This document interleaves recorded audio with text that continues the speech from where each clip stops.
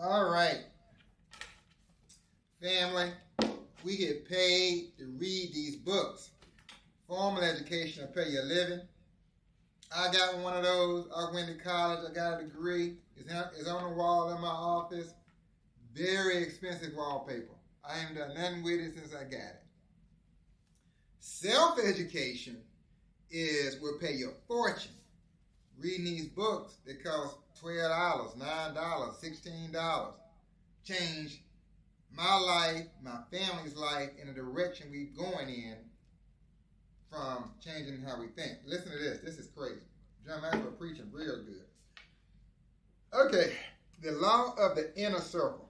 When we see any incredibly gifted person, it's always tempting to believe that talent alone made him successful. To think that is to buy into a lie. Nobody does anything great alone. Teammates, listen. He said when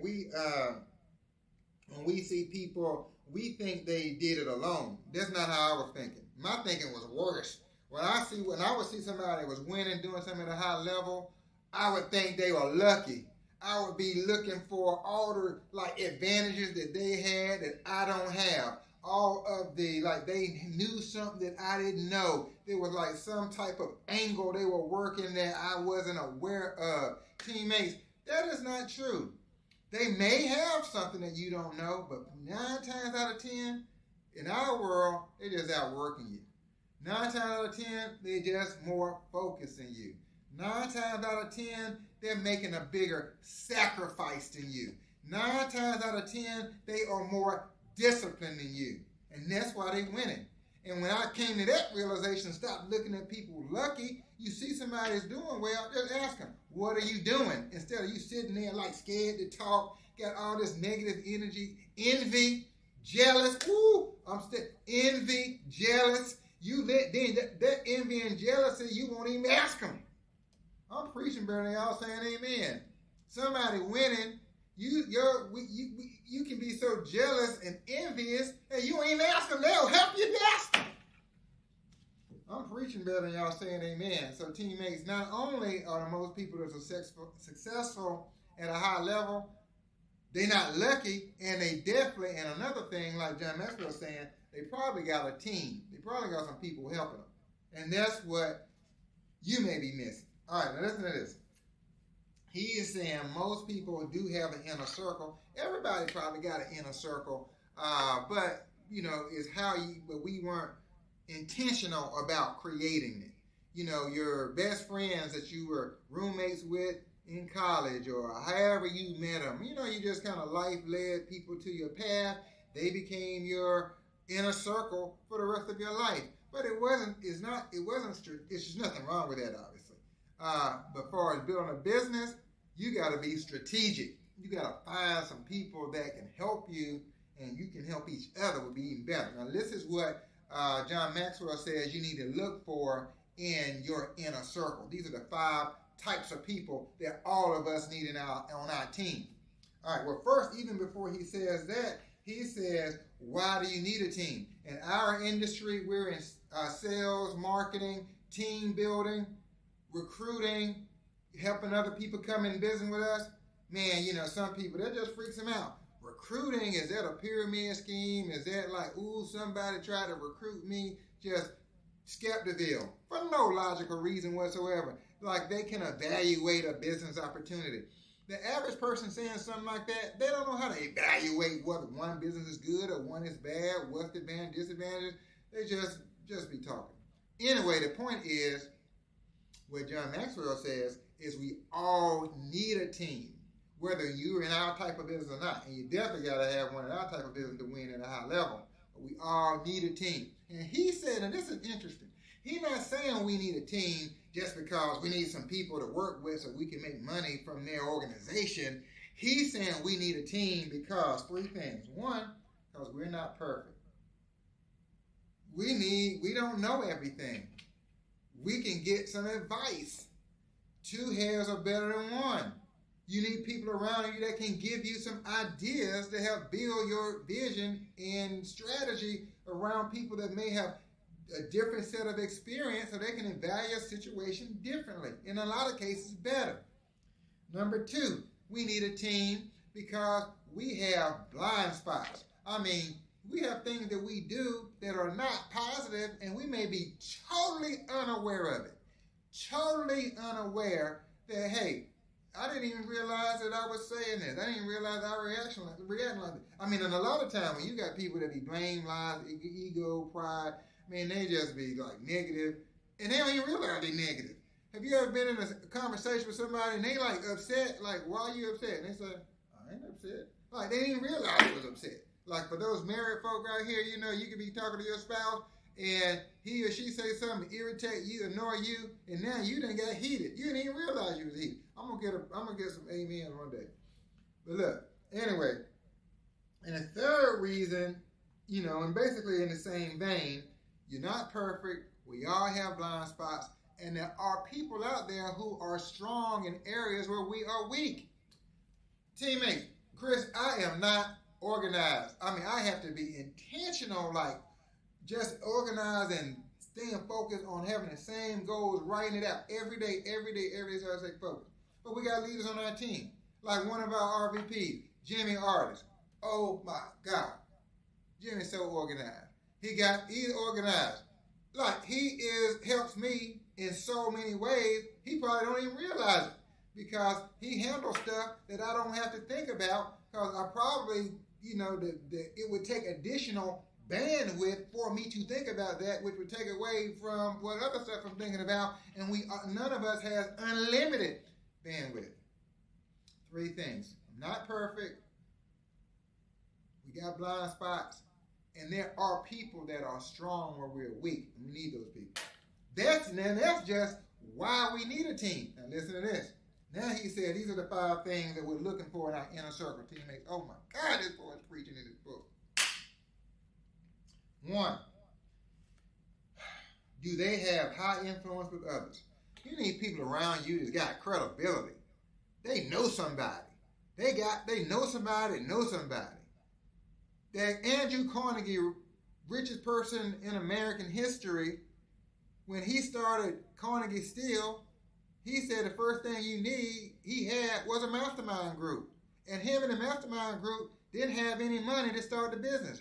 But they had enough contacts that they knew and they had money, and they got them in the group, and then they built a business. Teammates, in our type of business, you got to know people. And I mean, in life, not just our business, you know, make friends, network, talk about what your goals are, find other people that's motivated, birds of a feather flock together. I could talk all day about that. I mean, credibility, having people around you that's got credibility. I mean, I just get annoyed with people who say, I don't know nobody. I mean, it's like, your own mama won't even give you an appointment. Boy, oh my God, that is terrible. What kind of daggone habits you got? All right, number 2. Do they bring a complimentary gift to the table? Well, everybody, now naturally we will get around people that are like-minded. Everybody like the same stuff. It's easier to talk to, but teammates, you're not going to get, now that was something that I had to learn. I have a lot more patience now. If a person asks me a question, it may be difficult, it may be challenging, but you know, you got to ask yourself, is anything wrong with the question? Just because somebody asks you something you don't like to talk about, well, you need to talk about it anyway if you want to have those people that want to stay around you. Other people are different. Everybody's not the same. And you need to have different people around you. In fact, what I found in my experience, the most difficult people are the most productive in a lot of cases. When I say difficult, I don't mean negative. I mean difficult because they're curious, they're inquisitive, they're asking more and more questions, trying to figure out what they need to know to get everything lined up in their head so they can move forward. Some of my greatest friends, colleagues in business, they ask way more questions than I would. But they are 6-figure high achievers. Number 3.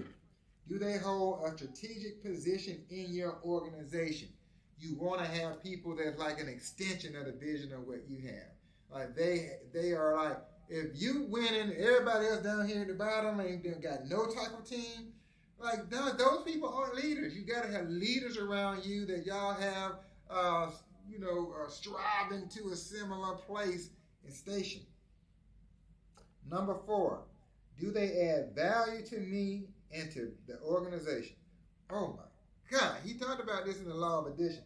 He said, I discussed in the law of addition how people add, subtract, multiply, or divide when it comes to others. God almighty, the people in your inner circle must be adders and multipliers. He said this is what he said in the law of addition. He said people that are subtractors soon become dividers. Oh, boy, that make my stomach hurt thinking about it. Negative people, they're not going to end up taking 1 or 2 negative people, infecting 2 people. They're going to infect half the people. It's not going to be 1 or 2. It's going to be half. It's going to be division. You got cliques in the team. You be holding on. You just got to cut them. Like Nick Saban said, I see problems. I got to fix, boy. I tell people all the time, I want to inspire you, but I want you to inspire me. I want us to inspire each other. I'm committed to being successful. I want to be around people that's committed to their success, not mine. When you win for your family, I'm automatically going to win for my family. Let's talk about what your goals are. Let's talk about where you're going. That's going to inspire me. I don't want to always be telling you what I'm doing. Let's talk about what you're doing. What you're doing that energy is inspirational. Do they add value? And then the last one, number 5, he says, do they positively impact other inner circle members? That's what Andrew Carter wrote How to Raise Your Own Salary 100 years ago. And here John Maxwell writing the same thing in his book 100 years later. He says, because Andrew Carnegie said, if you got somebody in the inner circle in your mastermind group that is, I forgot the word he used, but basically causes strife, issues, conflict, you got to get rid of them. You got to have harmony in your team. He said, I'm a big believer in team chemistry. If your inner circle is going to work together and function as a team, then you need to take into account how members interact. First, you want them to have a good fit with one another. If people don't even want to be around each other, that's rough. That ain't gonna work. Everybody ain't got to be best friends, but they do need to have some synergy. Just as members of a championship, boy, he preaching. Just as members of a championship basketball team have complementary skills and compatible roles, you want each inner circle member to have a place in your life where he contributes without stepping on others' toes. Boy, he preaching real good. And then I got to read it to you. Second, you want inner circle members to take one another, to make one another better, to raise one another's game. Sometimes that comes because they encourage one another. Sometimes it comes because they sharing information and wisdom. Sometimes it comes just from friendly competition. Teammates, we get paid to read these books. I love this stuff. Hope it helps.